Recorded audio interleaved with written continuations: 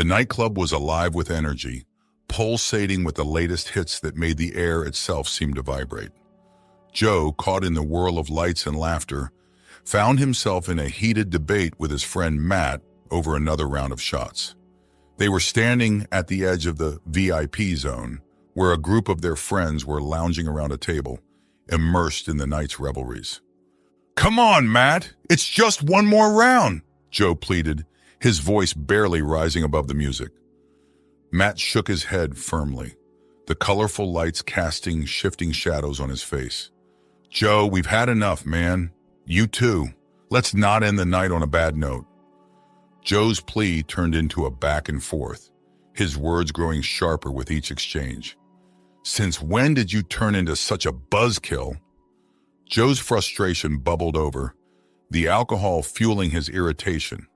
Matt stood his ground, his concern for Joe clear in his eyes. "It's not about being a buzzkill. It's about knowing when to stop." The tension between them snapped as Joe, fueled by a mixture of defiance and the buzz of alcohol, shoved Matt away with a burst of anger. "Fine. If you won't join me, I don't need you to have fun," Joe declared, storming off towards the bar, leaving a stunned Matt in his wake. Minutes later, Joe returned triumphantly, balancing a tray laden with shots, a wide grin plastered across his face. The group erupted into cheers at the sight, the earlier altercation forgotten in the face of more drinks. Joe's infectious enthusiasm spread through the group as they all reached for the shots, toasting to the night and downing them in unison. As the laughter and chatter resumed, a girl sitting next to Joe leaned in, her lips brushing his ear as she whispered something that made his grin widen. The music and the collective noise of the club swallowed their exchange, leaving it a mystery to everyone but them. Meanwhile, Matt, who had watched the scene unfold with a mix of concern and resignation, noticed Joe's jacket draped over a chair. Seizing a moment when all eyes were on Joe in his whispered conversation, Matt discreetly picked up the jacket. With a quick glance around to ensure no one was watching, he slipped his hand into one of the pockets and removed something, tucking it into his own pocket with a subtle move. The night had taken a toll on Joe, the alcohol rendering the world around him a dizzying blur. With a girl clinging to each arm, he stumbled out of the nightclub, their laughter mingling with the distant thump of the bass from inside. The cool night air did little to sober him up as they teetered on the edge of the sidewalk, the girls peppering him with questions about his car. "Where'd you park, Joe?" one of them slurred, her words barely cutting through the fog in his mind. Joe squinted at the sea of vehicles, his car nowhere to be seen in the dimly lit street. Panic began to set in, further fueled by his inebriated state.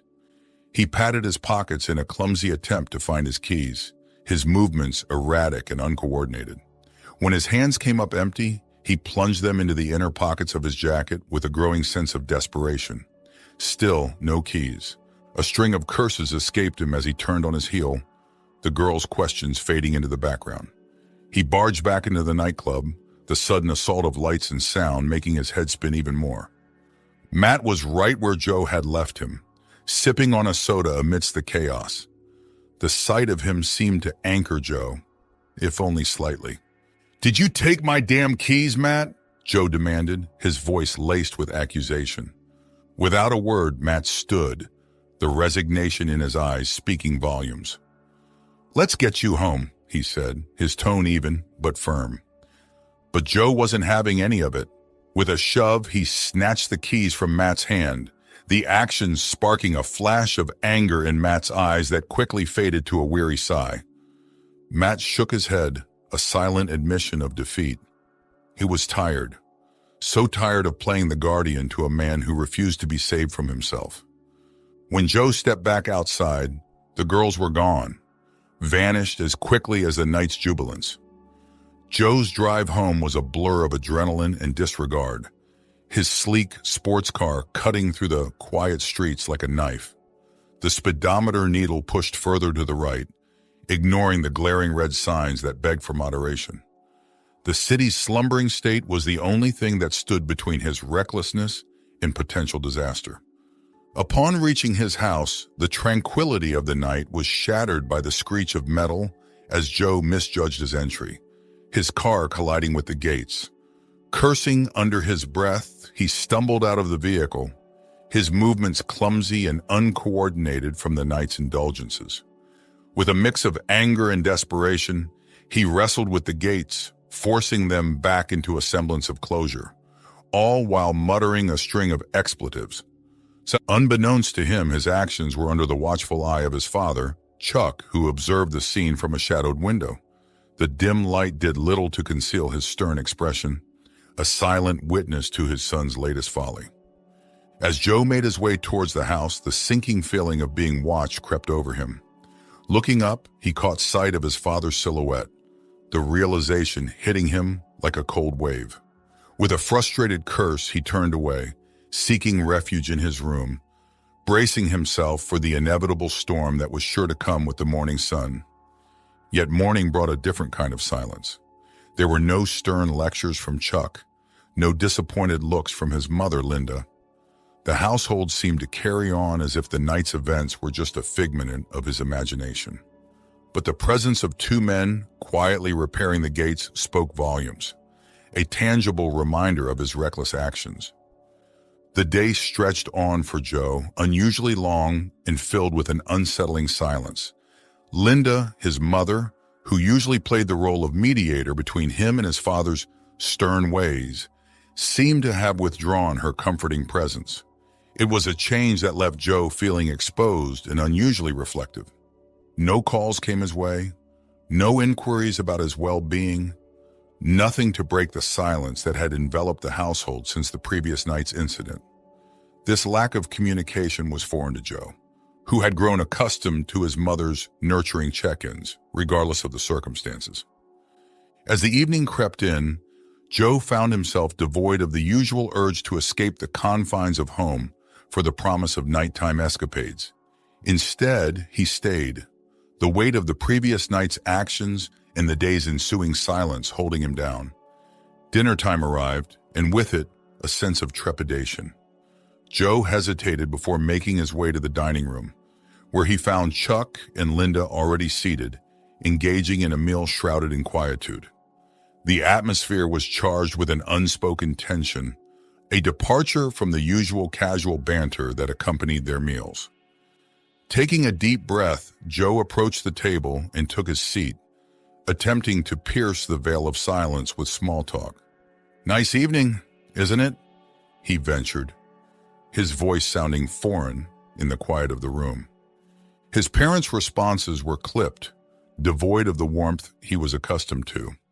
"Yes," Linda replied, her gaze fixed on her plate. "No," Chuck added, in response to another of Joe's attempted conversation starters. "I don't know," came the answer to yet another question, their words sparing and measured. The realization dawned on Joe, heavy and undeniable. For the first time, he was faced with the possibility that his parents, his steadfast supporters, through every misstep and misadventure, might have reached the limits of their patience. The thought that they could have given up hope on him was a sobering one, forcing Joe to confront the impact of his actions, not just on himself, but on those who cared for him the most. The quiet of his room felt suffocating after dinner, the silent exchanges at the table replaying in Joe's mind as he lay on his bed, staring blankly at the ceiling. The weight of the realization that his parents might have lost hope in him was a burden too heavy to bear in silence and stillness. Driven by a restless energy, Joe found himself rising from his bed, drawn to the attic where the past lay in boxes, dusty and forgotten. The attic was a time capsule, each box a gateway to memories long past. He rummaged through them, his hands moving with a purpose he couldn't quite understand, driven by an urge to reconnect with simpler times. His fingers brushed against the spines of old books and the edges of photo albums filled with moments frozen in time. One album in particular caught his eye, its cover worn from years of being untouched. Flipping it open, Joe was greeted by a photograph that sent a jolt of nostalgia through him. There he was, a young boy of 6 or 7, his face lit up with joy, clutching a cotton candy as if it were the world's greatest treasure. The photograph was a portal, transporting him back to a time when life was simpler, filled with small joys and the comforting presence of his parents. The memory of that day unfolded in his mind, the sounds and smells of the amusement park mingling with the warmth of being surrounded by his family. But beneath the surface of that happy memory was the echo of his parents' voices, caught in a moment of quiet debate. It wasn't an argument, but rather a careful consideration of their modest means. The decision to take him to the amusement park, to spend money on something as frivolous as cotton candy and a jacket, was a sacrifice cloaked in love. They debated the practicality of the jacket, wondering if it could make any difference at work, weighing the joy of the day against the cost. Lost in the sea of memories, Joe stumbled upon another, more bitter one. He remembered the day his father, Chuck, bought him his first car during his freshman year, a simple, reliable yellow Honda. It was a day that should have been filled with gratitude and joy, yet Joe recalled the dissatisfaction that had clouded his heart. He had wanted something more, something that would stand out among his peers, a fancier, more expensive car. Perhaps a truck like the one some of his friends boasted. Chuck, at that time, could have easily afforded a more luxurious car. His real estate business was flourishing, marking the culmination of years of hard work and dedication. Yet he had chosen reliability and sensibility over extravagance, a decision that Joe had failed to appreciate. The flood of memories carried Joe further along the currents of his past to his college years, one of the best colleges that had been more than he could have ever dreamed of attending. The first 2 years had been promising. He had excelled academically, fueled by a genuine interest in his studies and a bright future ahead. However, the onset of his junior year marked a turning point.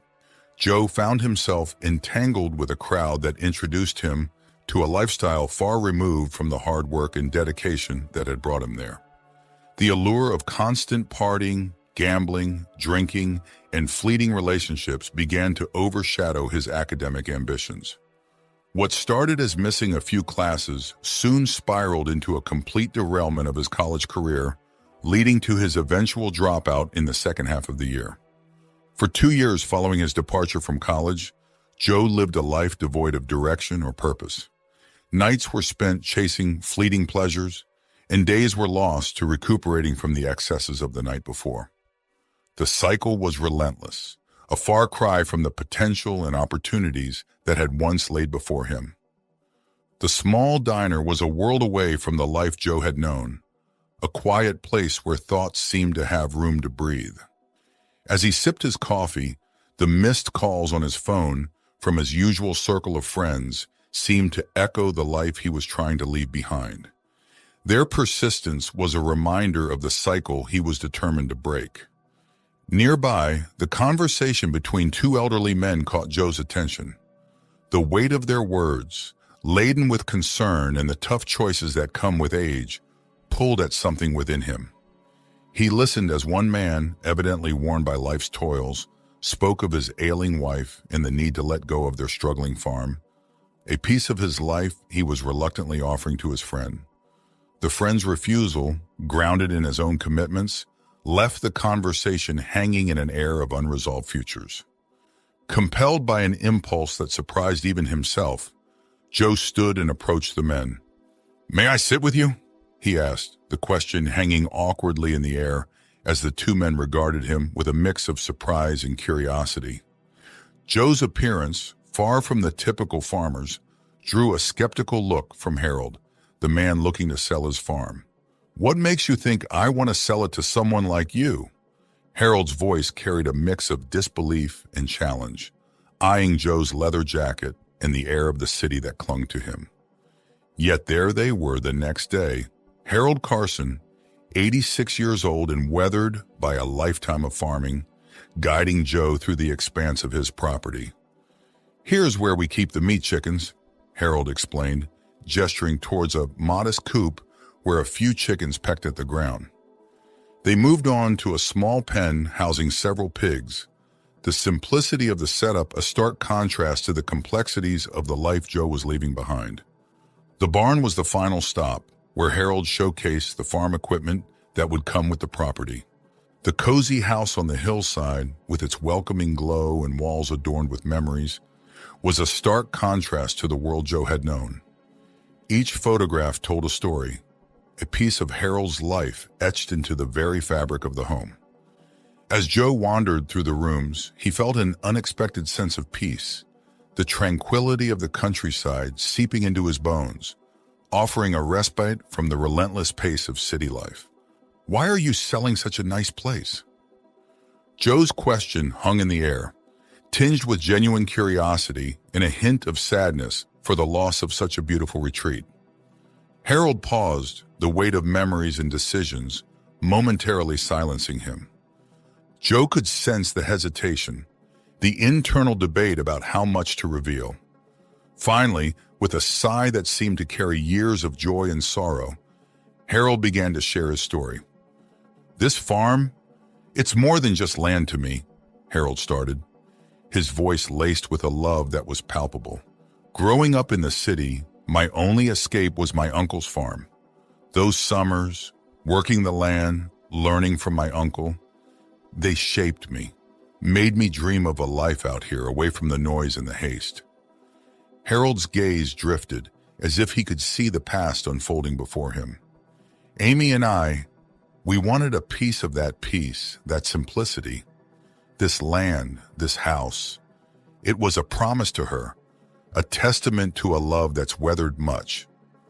Unable to have children of their own, they turned their hearts towards adoption, bringing young Ron into their lives. The joy of their family, finally complete with Ron's arrival, filled the room, a poignant reminder of the depth of their love. But when Ron turned 4, everything changed," Harold continued, his voice breaking with the pain of the memory. "His biological mother. She came back for him, said it was a mistake to let him go. And the judge, he agreed with her." Joe could only imagine the devastation that decision wrought upon Harold and Amy. The loss of Ron, the child who had completed their family, was a blow from which it seemed they never fully recovered. The once simple disagreements between Harold and Amy evolved into something more painful, their words often charged with the unsaid, the what-ifs, and the heartache of their loss. "Amy always feared I'd leave because we couldn't have children of our own," Harold confided, the old pain surfacing in his eyes. "But leaving her, that thought never crossed my mind, not once." Joe saw the depth of Harold's commitment in his actions, in the life he had built with Amy away from the judgmental eyes of the world. The farm wasn't just a home, it was a sanctuary, a place where Harold had hoped to shield Amy from the pain and insecurity her infertility caused her. It was a gesture of love, profound and enduring, a promise of togetherness against the odds. "The land, this house, it was supposed to be our fresh start," Harold said, a distant look in his eyes as he gazed around the room, each corner filled with memories of a life built together, of dreams shared and lost. Joe felt a swell of respect for Harold, a man who had weathered the storms of life with unwavering love for his wife. The story of the Carsons, marked by love loss and the resilience of the human spirit, resonated with Joe, offering a glimpse into the depth of bonds that bind a family, even in the face of life's cruelest twists. The soft afternoon light filtered through the windows of the cozy hillside house, casting a warm glow over the room where Joe and Harold sat. The weight of Harold's words hung in the air, a testament to the realities of aging and the difficult decisions that come with it. "We're old, Joe," Harold reiterated, his voice tinged with a resignation that came from accepting life's inevitable changes. "Living out here, away from everything, it's not as easy as it used to be. We need to be closer to help, just in case." Joe understood. The farm, with all its beauty and tranquility, was a reminder of the Carsons' past, a past filled with both love and loss. Now the future called for practicality, for the assurance of safety and care that only the proximity to town could offer. The desire to help Harold and Amy to take on the stewardship of the land they loved grew stronger within Joe. It was an opportunity not just to start anew, but to prove to his own parents, and perhaps to himself, that he could turn his life around. Yet the financial hurdle was significant. The price of the farm was beyond what Joe could afford outright, and he knew better than to expect financial assistance from his parents, given his past recklessness. That evening, as he returned to his parents' home, Joe was lost in thought, his mind racing with potential solutions. Then an idea struck, a sacrifice that could serve as a bridge to his new future. His sports car, the last symbol of his fast-paced city life, could be the key. The decision to sell the car came with a mix of relief and determination. It represented a third of the farm's cost, a substantial start to his plan. Joe wasted no time, listing the car for sale at a price just below market value to ensure a quick transaction. The response was immediate. The allure of a sports car at a bargain price attracted a flurry of interested buyers, and before long, Joe had secured a deal. The car, once a badge of his old life, was exchanged for a stack of cash, a tangible step towards his new beginning. Joe's heart pounded with a mix of excitement and apprehension as he made his way back to the farm, the cash from his car's sale securely in his possession. The crisp air of the countryside filled his lungs, grounding him in the reality of the moment, a moment that could mark the beginning of a new chapter in his life. Upon arrival, Joe found Harold in the same cozy room they had shared their stories just days before. The old man looked up, a mixture of curiosity and surprise crossing his weathered face as Joe approached. "Harold, I've been thinking a lot about this farm, about what it could become," Joe started, his voice steady with resolve. "I can't pay the full price up front, but I can offer a third now. For the rest, I was hoping we could work out an arrangement. Maybe I could pay you the balance later in the year, or even offer you shares in the business I plan to start here." The proposal hung in the air, a tangible shift in the room as Harold processed Joe's words. The initial sparkle in Harold's eyes at the mention of shares in a future business gave way to a more contemplative gaze. The old farmer was no stranger to the realities of life, the need for security, especially in the twilight years. After a moment of silence, Harold nodded, a slow, deliberate movement that conveyed both his trust in Joe and the acceptance of his own circumstances. "I like you, Joe," Harold said, his voice tinged with a warmth that spoke of more than just a business transaction. "I'll take the rest of the payment later in the year. Let's make this official." Relief washed over Joe, followed closely by a surge of determination. He didn't have a concrete plan on how to fulfill his promise, but his resolve to make the farm a success was unwavering. The challenge of transforming the farm into a thriving business ignited a spark in Joe, a desire to prove himself and honor the trust Harold had placed in him. Handshakes sealed their agreement, a simple yet profound exchange that marked the start of Joe's journey from a life of aimless indulgence to one of purpose and promise. As he walked the land that was now his to steward, Joe felt the weight of responsibility and the thrill of possibility. The path ahead was uncertain, but for the first time in a long time, Joe was eager to walk it, to see where hard work and a newfound purpose could lead him. Harold and Amy took their time walking Joe through the ins and outs of farm life. Their guidance was thorough, covering everything from the daily routines to the quirks of the old barn. They mentioned the two employees who had become essential to the farm's operations, assuring him that despite their weekend absence, they were reliable and hardworking individuals who would return first thing Monday morning. With heartfelt goodbyes, Harold and Amy finally made their departure, leaving Joe standing alone on the porch of the farmhouse, the reality of his decision settling in. The weight of ownership, of stepping into shoes much larger than he was used to, suddenly felt overwhelming. The farm, with its aged structures and few remaining animals, stood as a testament to the life Harold and Amy had built and now entrusted to him. Joe's gaze swept over the land, taking in the quiet dignity of the place that was now his responsibility. The challenges were evident, the business teetering on the brink of viability. But as the evening turned to night, Joe found himself filled with a resolve he hadn't known before. Seated on the porch under the vast country sky, he let his mind wander through a maze of possibilities, each idea a spark in the dark, guiding him towards a vision of what this farm could become under his care. The hours slipped by, but Joe barely noticed, his thoughts a whirlwind of plans and dreams for the future. As Joe pondered the potential of the farm, the initial thought of ramping up fresh produce production flickered through his mind. The idea seemed straightforward enough: expand the fields, increase the yield, and dive into the market with gusto. But as quickly as the idea came, it was overshadowed by the stark reality of competing against the agricultural giants that dominated the industry. The thought of going head-to-head with such behemoths was daunting. Their resources and reach could easily overshadow a small-scale operation like his.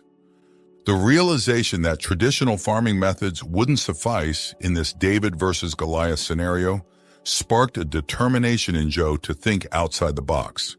He understood that to make the farm sustainable and profitable, he needed to carve out a niche that the larger companies either overlooked or considered unprofitable. The challenge was to find that unique angle, something that would set his farm apart and appeal to a specific market or need that was currently underserved. On his first morning as the new owner, Joe was greeted by the bright sunlight streaming through his window, a stark contrast to the late nights and groggy mornings of his previous life. Peering outside, he noticed a middle-aged man clad in work overalls diligently tending to the animals, a routine start to what was an unfamiliar day for Joe. Eager to acquaint himself with every aspect of farm life, Joe quickly dressed and stepped outside. As he approached the man, he was met with a gruff assessment that took him by surprise. "I didn't know Harold was into city boys," the man remarked, eyeing Joe with a mix of skepticism and amusement. "We need stronger hands over here," he continued, gesturing for Joe to follow. "All right, grab the shovel and come with me." The man introduced himself as Jack, a local who had been helping out on the farm for the past few months, albeit with the understanding that his tenure was temporary. His assumption that Joe was merely another hired hand rather than the new owner sparked an idea in Joe's mind. Perhaps by stepping into the role of an employee, he could gain a deeper understanding of the farm's operations and challenges from the ground up. With a nod, Joe decided to play along. Joe followed Jack around the farm, trying to get a handle on the day-to-day tasks that kept the place running. Jack, for his part, was a man of few words. His responses to Joe's inquiries curt and to the point. It was clear that he preferred the company of pigs and chickens over people, especially city folks who didn't know the sharp end of a shovel from the handle. As they moved from one chore to the next, Joe did his best to mimic Jack's movements, but his inexperience was painfully obvious. Each attempt to dig or shovel feed was clumsy, the movements awkward and inefficient compared to Jack's practiced ease. "What are you doing? You're going to take all day at that rate," Jack finally snapped, his patience wearing thin. The annoyance was clear in his voice as he grabbed the shovel from Joe's hands to demonstrate the proper technique. "Like this," he said, the shovel slicing through the dirt with ease under his expert control. Joe, taken aback by the sudden outburst, could only nod and murmur an apology, trying to mirror Jack's technique. "Never held a shovel before, have you?" Jack grumbled, not really expecting an answer. His tone suggested that he found Joe's attempts more of a nuisance than a help. Joe, feeling the sting of embarrassment, shook his head. "No, not really. I'm trying, though," he replied. Jack let out a huff, something that might have been a laugh if it weren't so full of skepticism. "City boy's gonna have a rough time here," he muttered under his breath, though loud enough for Joe to hear. In the afternoon, Joe and Jack found a moment of respite on the porch, their hands occupied with simple sandwiches. The quiet was a welcome break from the morning's toil, but Joe, ever curious and somewhat eager to understand the rhythm of farm life, broke the silence. "Is this all the work for today?" he asked, hopeful, yet uncertain. Jack's response came with a knowing smile. "If you want to stay employed here longer, don't ask these questions, young man," Jack advised. The message was clear. On a farm, the work was never truly done. The afternoon sun was relentless as Joe made his way to the vegetable plot, a parcel of land that Harold and Amy had nurtured into a thriving source of produce for the local farm market. The task Jack had set him on, scouring the potato leaves for beetles, seemed straightforward enough. Yet Joe found himself puzzled by the purpose. It wasn't until he actually saw the clusters of beetles, their tiny bodies a stark contrast against the green foliage, that he grasped the seriousness of his mission. Excited by his find, Joe rushed back to Jack, his voice tinged with a hint of pride. "Hey, Jack, guess what? I found a lot of beetles," he announced, eager for the next steps. "So what next?" Jack's response, a mix of amusement and disbelief, brought Joe back to reality. "You really have no idea what you're supposed to do here, huh?" Jack's question wasn't harsh, but it underscored Joe's inexperience. The realization that dealing with the beetles meant a long, back-breaking process of physically removing each one by hand was a daunting prospect for Joe, who had hoped for a quicker, more modern solution. "Can't we just kill them using some chemicals?" Joe suggested, looking for an escape from the tedious task ahead. Jack's reply was a lesson in itself. "You can," he said, "then you can't sell them at the local market because they don't accept produce that's been treated like that." The implication was clear. The farm's commitment to natural, sustainable practices was non-negotiable, even if it meant extra work. And so Joe spent the remainder of his day in the field, painstakingly picking beetles off the potato plants. Each hour that passed brought with it a growing respect for the labor-intensive nature of farming and a creeping doubt about his impulsive decision to buy the farm. By sunset, his back ached, his hands were sore, and the romanticized vision of farm life had been thoroughly replaced by the reality of its demands. That night, Joe collapsed into bed, his body exhausted, but his sleep deep and undisturbed. The day's labor had taken its toll. The break of dawn was more of an interruption than a gentle awakening for Joe, his muscles aching with every movement, a vivid reminder of the previous day's labor. He managed to drag himself out of bed. The farm was already stirring, the animals attended to, their contented sounds filling the morning air. As Joe made his way around the barn, the sight of Jack pushing a wheelbarrow, accompanied by a young woman, caught his attention. Her casual ease with the shovel and the ponytail swaying with her steps suggested she was no stranger to the demands of farm work. "Must be the other employee Harold mentioned," Joe mused to himself. Dressing in the overalls he had found proved to be a challenge, his sore muscles protesting every movement. By the time he joined Jack and the girl, he was already breathless, the simple act of walking feeling like an ordeal. Jack's greeting was tinged with a mix of surprise and amusement. "Look who's here," he exclaimed, eyeing Joe with a playful smirk. "Our city boy is early today. Thought you'd be done after last night," he jested, expecting a reaction from Joe. But Joe's focus was elsewhere, captivated not by Jack's words, but by the girl standing beside him. Her laughter at Jack's teasing was melodic, and when Joe's eyes met hers, the hazel depths seemed to pull him in, rendering him momentarily speechless. Her attire, a blend of practicality and style with denim jeans and a jacket topped with a cowboy hat, only added to her allure. Joe's struggle to maintain his composure didn't go unnoticed by Jack, who, after a brief moment of watching Joe's futile attempt to respond, decided to intervene. "Earth to Joe," Jack said, a hint of laughter in his voice, trying to snap Joe back to the present. The girl, noticing Joe's discomfort, offered him a warm, understanding smile. "I'm Sarah," she introduced herself, extending a hand that Joe took, feeling a jolt of connection. "Don't mind Jack. He likes to give everyone a hard time at first." Joe managed a shaky smile, grateful for the kindness in Sarah's voice. "I'm Joe," he replied, his voice steadier than he felt. "And yeah, I'm quickly learning that about Jack." The laughter that followed broke the ice. Joe's sore muscles were forgotten in the wake of his new mission, to impress Sarah. He threw himself into the work with a zeal that surprised even Jack, who raised an eyebrow at Joe's sudden burst of energy.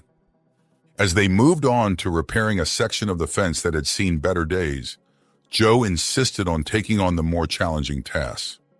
"Here, let me handle that," Joe said, reaching for the heavier hammer, as if he'd wielded one all his life. Sarah, leaning on her shovel, watched Joe with a mixture of amusement and curiosity. "You sure about that?" "It's quite a bit of work," she warned, her tone light but cautious. Joe, with a confidence he didn't feel, nodded. "Yeah, of course. How hard can it be, right?" he replied, trying to sound casual. Jack snorted at Joe's bravado, handing over the hammer. "All right, city boy, show us what you've got." The first swing was awkward, the hammer coming down with more force than Joe anticipated, causing him to nearly lose his balance. Sarah stifled a giggle as Joe tried to regain his composure, a slight flush creeping up his neck. "Maybe like this," Sarah suggested, stepping forward to demonstrate a more effective technique for driving the nails into the fence post. Her movements were graceful and efficient, a stark contrast to Joe's clumsy attempt. Embarrassed but grateful, Joe watched intently, nodding as she explained the rhythm and force needed. "Thanks, I'll give it another shot," he said, his voice laced with newfound respect for the skill involved in what had seemed like a simple task. Taking the hammer again, Joe mimicked Sarah's technique, and to his relief, the nail sank into the wood with a satisfying thud. "Not bad," Jack conceded, a grudging note of approval in his voice. Throughout the remainder of the morning, Joe remained thoroughly engrossed in his work. Occasionally he would glance over at Sarah, each time feeling an indescribable flutter in his heart as their eyes met. As they took a short break under the shade of a large oak tree, Sarah turned to Joe with a curious glint in her eyes. She leaned her back against the tree, wiping a bead of sweat from her forehead with the back of her hand. "So, Joe," Sarah started, her tone casual but inquisitive, "I've been wondering, what brings a city boy like you out here to work on a farm? It's not exactly a common career shift." Joe, caught off guard by the question, felt a momentary panic. He wasn't ready to reveal his true reasons for being there, least of all the fact that he was the new owner. He scrambled for a plausible story.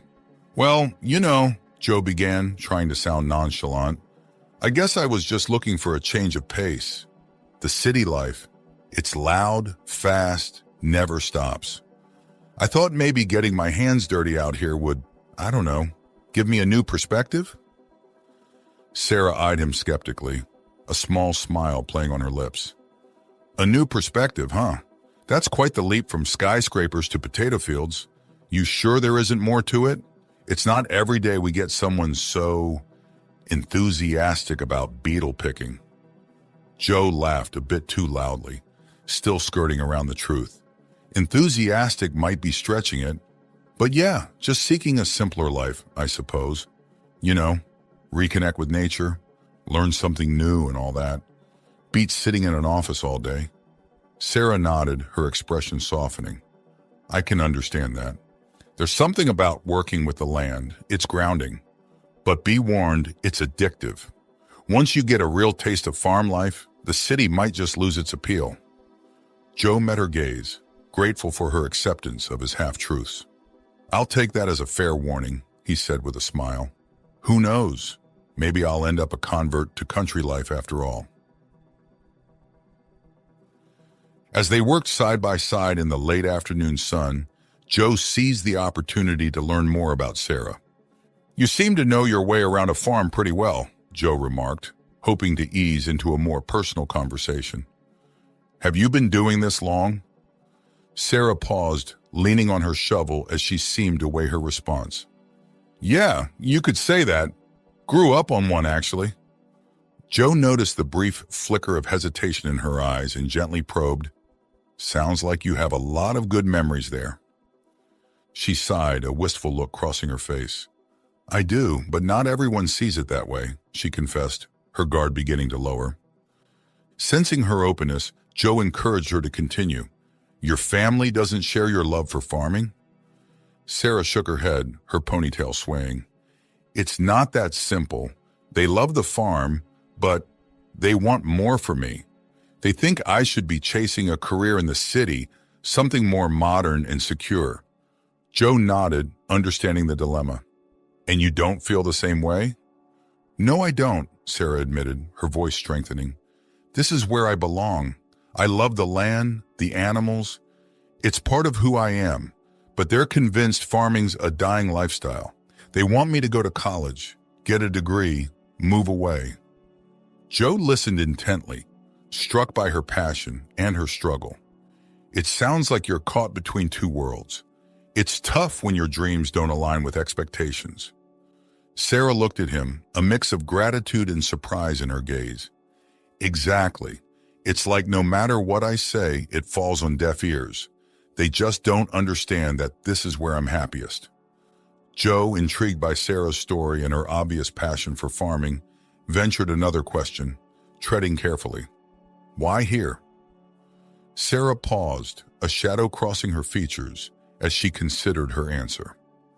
After the argument with my parents about college, things got pretty tense, she began, her voice carrying a hint of regret. They gave me an ultimatum, go to college or find my own way. So I left. Joe could hear the determination in her voice, but also the underlying hurt. That must have been tough, he said softly. It was, Sarah admitted, but then I saw the job posting for help here. I didn't care about the pay much. I just wanted to keep doing what I love. A smile flickered across Sarah's face. I've known Harold and Sarah for years. They're like everyone's grandparents around here. When I found out they needed help, I was more than willing to work even for free. The revelation struck Joe with a sense of kinship towards Sarah that he hadn't anticipated. Here they were, two individuals from seemingly different worlds, yet both standing at a crossroads shaped by familial conflict. The realization deepened the connection he felt with her, weaving a thread of shared experience between them. It's funny, Joe said, a thoughtful expression crossing his face. We're kind of in the same boat, you and I. I'm also here because of an argument with my parents. Sarah looked at him, her earlier reserve melting away to reveal a genuine interest. Really? I wouldn't have guessed. What happened, if you don't mind me asking? Joe hesitated, not sure how much to reveal, but Sarah's openness and the bond they seemed to be forming encouraged him to open up. Let's just say they had very specific ideas about what success looks like, and I didn't fit the mold. So I ended up here trying to figure things out on my own terms. Sarah nodded, understanding reflecting in her eyes. It's tough, isn't it? Feeling like you have to choose between your family's expectations and your own happiness. Yeah, it is, Joe agreed, feeling a weight lift as he shared his story. Joe's resolve to turn the farm into a success solidified with each passing day, fueled not only by the desire to prove his worth to his parents, but now intertwined with his burgeoning feelings for Sarah. Her authenticity and passion for farming, so starkly different from the fleeting connections he'd experienced in the past, struck a chord deep within him. There was a purity in her love for the land, a sincerity in her laughter and words that drew him in, making the laborious tasks they undertook together feel meaningful. The more time Joe spent with Sarah, be it shoveling manure, mending fences, or tending to the animals, the more he felt drawn to her. As the days turned into weeks, Joe's initial attraction to Sarah deepened into something more profound. The dirt under his nails, the sweat on his brow, and the aching of his muscles at the end of the day were badges of honor, symbols of a day well spent in the company of someone who shared his newfound values. Joe took a deep breath before dialing Matt's number, the weight of their last encounter hanging heavily on his mind. Hello? Matt's voice came through, tinged with surprise. Hey, Matt, it's Joe. Joe started, his tone earnest. Look, I owe you a huge apology, man. That night at the club, I was out of line. You were just looking out for me, and I didn't see it. There was a brief pause on the line, a moment of uncertainty that stretched between them. Joe, it's good to hear from you, Matt finally said, his voice cautious but warm. Then Matt let out a soft chuckle, the tension in his voice easing. "Well, I'm just glad you're okay. So what's up?" Taking a deep breath, Joe dove into the reason for his call. "I need your help, Matt. I bought a farm." When Matt's car kicked up a cloud of dust along the gravel driveway of the farm, Joe felt a surge of gratitude and hope. Their embrace was a silent confirmation that their friendship had weathered the storm of their previous argument.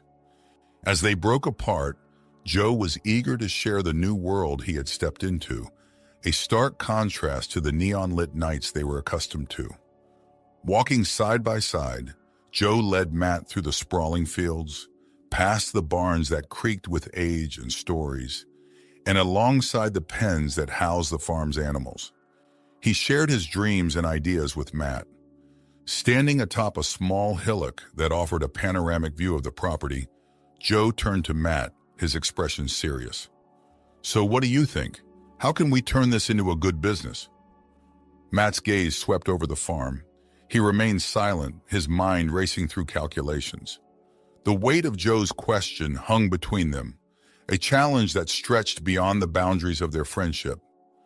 The day gave way to evening, and the two men found themselves on the porch, the silence filled with the sounds of the farm winding down for the night. The potential paths they could take unfolded in their conversation, each scenario more elaborate than the last. As twilight turned to night, Matt prepared to leave, the quiet of the farm a stark contrast to the city's constant buzz awaiting him. A few weeks later, the farm had transformed in the span of a single day, its familiar landscape now dotted with unfamiliar sights and sounds. As Sarah and Jack watched the flurry of activity, their confusion was palpable, the quiet routine of farm life replaced by an unexpected bustle. The arrival of Joe, clearly orchestrating the setup, only added to the whirlwind of change. Sarah, feeling a mix of curiosity and unease, approached him, seeking answers in the midst of chaos. "What's all this, Joe?" Sarah asked, her voice cutting through the noise as she gestured towards the burgeoning setup. Joe's response was a smile, one that didn't quite reach his eyes. Taking her hand, he led her away from the commotion, towards the tranquility of the old oak tree, a place that had been a silent witness to their growing friendship. Under its sturdy branches, Joe finally shared his secret. "I bought the farm from Harold and Amy," he confessed, his words heavy with implication. "And you didn't think to tell us?" she asked, her voice tinged with disbelief and hurt. Joe hurried to explain, his words laced with regret. "I wanted to understand the farm, to really get to know it from the ground up. I thought it would be simpler if I just blended in at first. But then I didn't know how to bring it up. I didn't want anything to change between us." Sarah's frustration boiled over, her trust in Joe shaken to its core. "You've been lying to us all this time. You were just concerned about your business, weren't you?" she asked. Joe looked down, the gravity of his mistake settling in. "No, Sarah, I didn't mean to lie. I got caught up in everything. I thought I could make this work, make it better. I was going to tell you, but I never found the right moment." The silence that followed was charged, the gap between their perspectives wider than Joe had anticipated. Sarah's feelings of betrayal, coupled with her dedication to the farm and its legacy, left her reeling from the revelation. "I don't know what to say, Joe," Sarah finally said, her voice soft but firm. "I don't know if I can trust you the same way now, especially since you're now trying to turn the farm into something else." Joe's heart sank as he realized the extent of the damage his silent plans had caused. The farm, his dream of transforming it into something great, now seemed like a hollow victory in the face of Sarah's hurt. The evening air was filled with the twang of country music and the low murmur of conversations as the community gathered on the farm. Sarah, her decision to leave weighing heavily on her heart, was stopped in her tracks by the sight of her parents' familiar pickup truck navigating the gravel driveway. Approaching them with a mix of surprise and confusion, Sarah's greeting was lost in her urgent question. "What are you doing here?" she asked, her voice tight with emotion. "We got an invitation," her mother replied, holding up a beautifully crafted card that Joe had sent out. "Thought we'd come and see what it's all about." The farm, under the gentle glow of string lights and the setting sun, had transformed into a scene straight out of a country fairy tale. As the community started to trickle in, the lines between city folks and farm dwellers blurred, united by the music and the shared experience of the evening. Sarah, feeling like an outsider at what used to be her sanctuary, watched from a distance. Her resolve to leave was shaken by the sight of familiar faces, laughter, and the semblance of harmony that enveloped the farm. It was Joe's speech, however, that halted her departure. Standing on the makeshift stage with the crowd's attention riveted on him, Joe began to share his journey. He spoke of the Carsons with reverence, of his initial plans for the farm, and of the profound impact the land and its people had had on him. But it was when he mentioned Sarah that the chatter and music seemed to fade into the background. Joe's words, sincere and laden with emotion, reached her across the distance. And then there was Sarah. Her passion for this land, her dedication, and her spirit, it made me see everything in a new light. Tears pricked at Sarah's eyes as Joe's confession unfolded, his acknowledgement of her influence a balm to the hurt and betrayal she had felt. The crowd's applause at the end of his speech felt distant as Sarah grappled with the torrent of emotions Joe's words had unleashed. The music's melody lingered in the air, mingling with the sounds of laughter and conversation as the community, a blend of city dwellers and local farmers, celebrated together. Sarah, once poised to leave it all behind, found herself observing the scene from a distance, her emotions a whirlwind of doubt and hope. Jack, with his easygoing nature and a can of beer in hand, sidled up to her, a wide grin on his face. "Looks like we're going to have to get used to guests soon," he remarked, gesturing towards the merry crowd. His comment, light-hearted yet insightful, hinted at the beginning of a new era for the farm. True to Jack's words, the farm underwent a gradual transformation. It became a haven, a weekend retreat that attracted people from the city eager for a taste of the countryside's tranquility and locals seeking a place to unwind. The blend of guests brought a new vibrancy to the farm, bridging two worlds in a way Sarah had never anticipated. Joe, recognizing the pivotal role Sarah played in this evolution, sought her out amidst the changes. "This wouldn't be the same without you, Sarah," he confessed, his words sincere. "Your passion for this place, your connection to the land, it's irreplaceable." Sarah, moved by Joe's acknowledgement and the unfolding transformation, decided to stay. The trust she placed in him, in the vision they now shared for the farm, marked a new chapter in their journey together. 6 months later, the farm boasted a bustling restaurant that catered to the diverse tastes of its visitors. The weekdays maintained their quiet charm, a gentle reminder of the farm's roots, but the weekends came alive with the buzz of guests, each drawn to the unique blend of rural tranquility and hospitality the farm offered. Matt, ever the meticulous planner, took the reins of the financial aspects, ensuring the farm's ventures were both sustainable and profitable. The farm, now a vibrant weekend destination, buzzed with life and activity. Amidst the whirl of daily tasks and the laughter of guests, Matt approached Joe with a gleam of excitement in his eyes, signaling the inception of yet another ambitious venture. "Joe, I've been thinking," Matt began, his voice brimming with enthusiasm. "We've got a great thing going here, but why stop? What about taking it to the next level?" Joe, wiping his hands on a cloth after tending to some repairs, turned to Matt, curiosity piqued. "I'm listening, Matt. What's on your mind?" Matt's eyes scanned the expanse of the farm, envisioning a future yet to unfold. "A hotel, Joe. Imagine a place where our guests can not only dine and relax for the day, but also stay overnight, wake up to the serenity of the countryside." Joe's initial reaction was a mix of surprise and apprehension. "A hotel? That's a huge step, Matt. Are we ready for that kind of expansion?" Undeterred, Matt pressed on, laying out his vision with persuasive clarity. "Think about it, Joe. We've already built a successful restaurant, and people love what we're doing here. With a hotel, we can offer a complete getaway experience.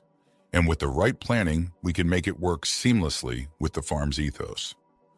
Matt allowed a moment of silence to let the magnitude of his proposal sink in with Joe, noting the mixture of apprehension and intrigue on his friend's face.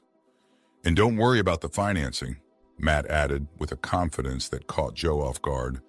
"I've already got that lined up. We're meeting the investors tonight." The dinner setting was picturesque, set in the now thriving restaurant on the farm. Matt, ever the orchestrator, played his cards close to his chest, instructing Joe and Sarah to wait at the table as he went to welcome the investors. The doors to the restaurant swung open, and in walked Matt, flanked by two familiar figures. Joe's heart skipped a beat as he recognized his parents, Chuck and Linda, their faces alight with a mixture of pride and joy. The surprise of their presence rendered Joe momentarily speechless, the distance and disagreements of the past fading in the warmth of their smiles. Linda, overcome with emotion at the sight of her son, wasted no time in enveloping Joe in a tearful embrace. The transformation in Joe, from the aimless youth he had been to the poised and purposeful man he stood as now, was more than she had dared hope for. Chuck, observing the tender reunion between mother and son, found himself grappling with his own surge of emotions. The tears he fought to hold back were a silent testament to the pride swelling in his chest, a stark contrast to the stoic facade he often presented. The initial reunion gave way to introductions, with Joe proudly presenting Sarah as the farm's manager. The handshake and pleasantries exchanged between Sarah and Joe's parents. As the dinner progressed, the conversation flowed effortlessly, weaving through the farm's journey, the challenges overcome, and the visions for its future. Then, in a moment that felt both monumental and intimate, Joe turned to Sarah, their hands entwined atop the table, and announced, "And there's something else. Sarah isn't just the manager here. She's my fiancée." The revelation left Chuck and Linda speechless, their expressions a mix of surprise and delight. The evening, which had started as a simple investor dinner, had unfolded into a moment of profound personal significance, marking not just the reunion of a family, but the joining of two lives, two hearts committed to forging a future together on the land that had brought them all back home.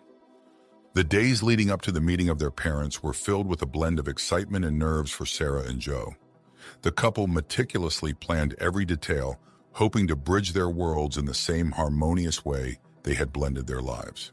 When the day arrived, laughter and heartfelt conversations filled the room, easing any lingering apprehension and knitting their families closer together. A month later, the farm, now a testament to transformation and growth, served as the backdrop for Sarah and Joe's wedding. It was a day marked by joy and a sense of unity, not just for the couple, but for everyone involved in their journey. Sarah's parents, once worried about her decision to remain on the farm, now shared laughter and lighthearted admissions.